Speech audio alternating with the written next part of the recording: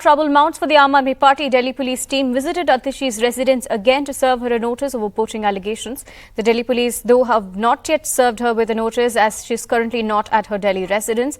This comes after the Delhi police crime branch team had gone to Arvind Kejriwal and Delhi Minister Atishi's homes yesterday as well over the poaching allegations that Aam Aadmi Party has raised against BJP. Now, as CM Kejriwal skips ED summons as well, repeatedly calling the summons illegal, the Enforcement Directorate as well has moved court, stating that Kejriwal is not appearing before the agency despite repeated summons. The agency says Kejriwal is bound to appear as he is a public servant. The hearing on this matter will take place in the Delhi Rouse Avenue Court on the 7th of February. I have my colleague Mukesh joining us with more details. Mukesh, if you could take us through, Atishi is, according to reports, still in Chandigarh and she was supposed to reach Delhi soon. Will the crime branch team be returning again? देखिए, जो आतिशी हैं वो चंडीगढ़ से दिल्ली पहुंच गई हैं, लेकिन अपने घर पर नहीं हैं। ये उनका जो सरकारी आवास है, यहाँ पर वो रहती नहीं है। यहाँ पर दिल्ली के पूर्व डिप्टी जो सीएम हैं मनीष सिसोदिया, उनकी पत्नी यहाँ पर रहती हैं। हालांकि ये जो बंगला है ये आतिशी के नाम अलॉट है, लेकिन यहाँ पर उनका कैंप ऑफिस है और वो यहाँ पर संडे के दिन नहीं आती हैं। लेकिन जो क्राइम ब्रांच की टीम है वो यहाँ पर पहुँची थी और उनके स्टाफ से बातचीत हुई, लेकिन आतिशी यहाँ पर नहीं मिली। काफ़ी देर रुकने के बाद जो क्राइम ब्रांच की टीम है वो यहाँ से निकल गई है और अभी ये कहा जा रहा है कि दोबारा से क्राइम ब्रांच की टीम यहाँ पर आ सकती है। अभी जो क्राइम ब्रांच के अधिकारी हैं वो घर के पास ही इंतज़ार कर रहे हैं कि आतिशी यहाँ पर आएँ, उसके बाद उनको नोटिस सर्व किया जाए, क्योंकि 27 जनवरी को आतिशी ने ही एक प्रेस कॉन्फ्रेंस करके ये आरोप लगाए थे कि बीजेपी उनके 7 विधायकों को 25-25 करोड़ रुपए देने का ऑफर कर रही है और दिल्ली सरकार को गिराने की फिराक में है। आतिशी ने यह भी कहा था कि उनके पास एक ऑडियो क्लिप है और बहुत जल्दी ही ये ऑडियो क्लिप वो जारी करेंगे जिसमें सबूत हैं। इसके बाद जो दिल्ली बीजेपी के नेता हैं वो दिल्ली पुलिस कमिश्नर संजय अरोड़ा से 30 जनवरी को मिले और उन्होंने इस पूरे मामले में जांच की मांग की थी।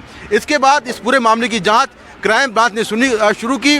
शुक्रवार को क्राइम ब्रांच दिल्ली के मुख्यमंत्री अरविंद केजरीवाल के यहाँ गई, फिर शनिवार को गई, 5 घंटे वहाँ पर रुकी और उनके स्टाफ को एक नोटिस दिया और उस नोटिस में कहा गया है कि 3 दिन के अंदर अरविंद केजरीवाल को इस पूरे मामले पर रिप्लाई करना होगा।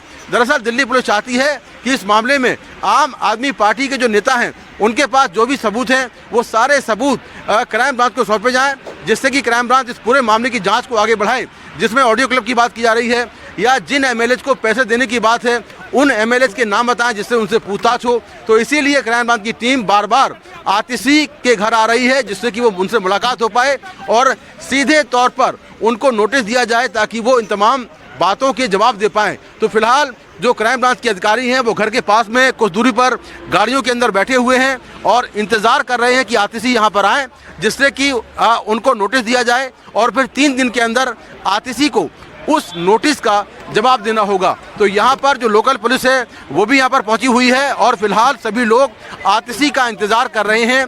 जैसा मैंने पहले कहा कि ये आतिशी का सरकारी आवास है, यहाँ पर वो रहती नहीं है। उनका जो पुश्तैनी घर है वो दिल्ली के कालकाजी इलाके में है जहाँ पर वो रहती हैं, लेकिन ये कैंप ऑफिस है, यहाँ वो हर रोज़ आती हैं। तो इंतज़ार किया जा रहा है कि आतिशी आए और उनको फिर नोटिस दिया जाए। Right, Mukesh, not just the Delhi police, but the ED also has come heavily on Kejriwal as well. Now, as the Delhi police is waiting for Atishi there, the ED has in fact moved court, and the hearing on Kejriwal missing his summons in the Rouse Avenue court will happen on February 5th, or is what we're learning. 7th, I beg your pardon. Go ahead. देखिए, बिल्कुल ये मामला अलग है।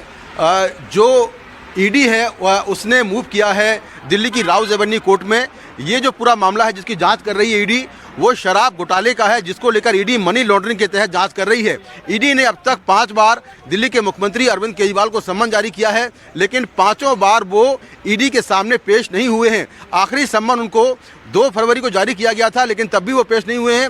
उन्होंने हर बार ED को पत्र लिखा है और ये कहा है कि जो सारे सम्मन हैं ये पॉलिटिकल मोटिवेटेड हैं और साथ में ये कहा कि दिल्ली सरकार को गिराने की फिराक में ये सम्मन जो ईडी है वो भेज रही है। उन्होंने हर बार ईडी से ये पूछा कि आखिर जो ईडी है वो उनसे पूछताछ क्यों करना चाहती है। तो इसको लेकर जो ईडी है वो राउज एवेन्यू कोर्ट पहुंची है और ईडी ने कोर्ट में शिकायत दर्ज कराई है कि जो दिल्ली के मुख्यमंत्री हैं वो पब्लिक सर्वेंट होने के बाद भी जो ईडी के सम्मन जारी होने के बाद भी वो पेश नहीं हो रहे हैं। अब इस पूरे मामले में 7 फरवरी को कोर्ट में सुनवाई होगी, तब देखना होगा कि जो कोर्ट है वो क्या आदेश जारी करता है। लेकिन ये माना जा रहा है कि अरविंद केजरीवाल की जो मुश्किलें हैं वो बढ़ने वाली हैं, क्योंकि 7 फरवरी को कोर्ट ये भी कह सकता है कि अरविंद केजरीवाल ईडी के सामने पेश होकर अपना बयान दर्ज कराएं। तो 7 फरवरी को क्या कुछ होगा ये देखना होगा, लेकिन निश्चित तौर पर अरविंद केजरीवाल की मुश्किलें भी बढ़ने वाली हैं।